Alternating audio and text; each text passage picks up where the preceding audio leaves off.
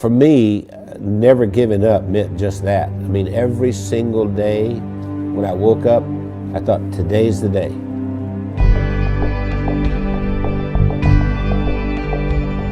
I was the second son in a sharecropper's family, and a sharecropper means that you don't own anything. I mean, you work for someone else who was the landowner. We had practically nothing. Everything was hand-me-downs from someone else. I didn't have shoes, and to this day my toes are all grown under because I didn't have shoes. I remember I had this encounter with my mother, and I said, you know, tell me you love me, and she didn't do it. And so I went down and I sat on this creek bank, and I thought, you know what, I don't care if anybody loves me, I love me. I made a list of goals that I wanted to accomplish, and they were laughable because I didn't even have 2 nickels to rub together, but my first goal was I was going to be a millionaire by the time I was 35. Number 2, I was going to have food to eat because we were always hungry. I mean, my little brother and I used to make mud pies to stop the hunger pains, and I was going to travel all over the world. Those were my goals.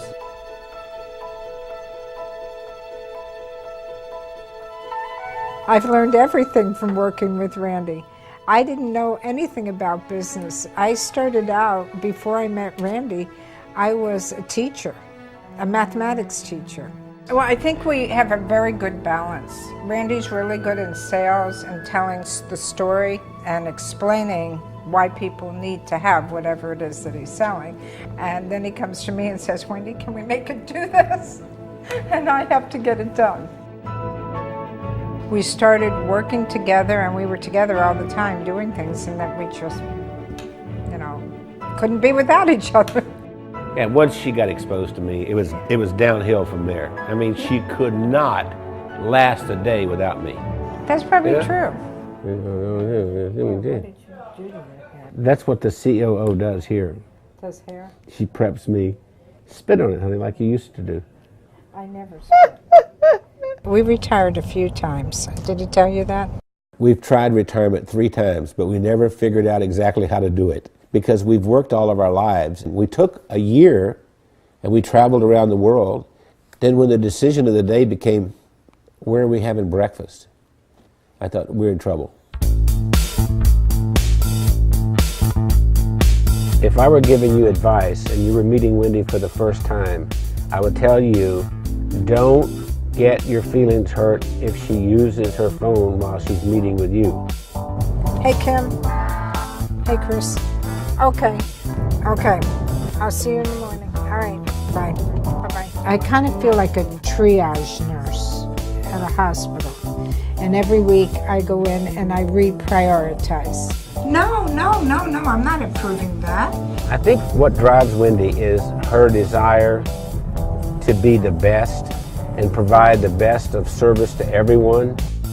Awakened at 2:30 in the morning, and I hear this little click, click, click, click, click, click, click, click, click.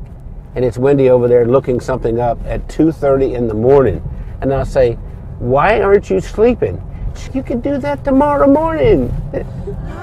We are the definition of entrepreneurs.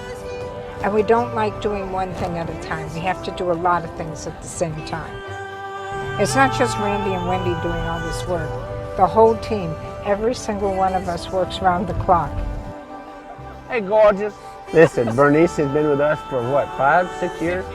6 years. Yes. And we love her to death. And I love you guys. Yeah. Randy leads with his heart.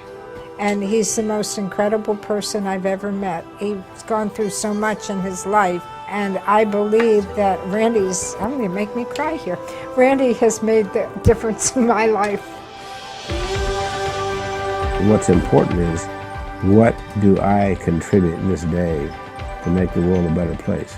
I know that sounds corny, but that's really what it is. My daddy used to say, we leave here with empty pockets. The other thing my dad said is that when you leave, you'll be accountable for 2 things. 1, how did you treat Mother Earth? And 2, how did you treat the people on Earth?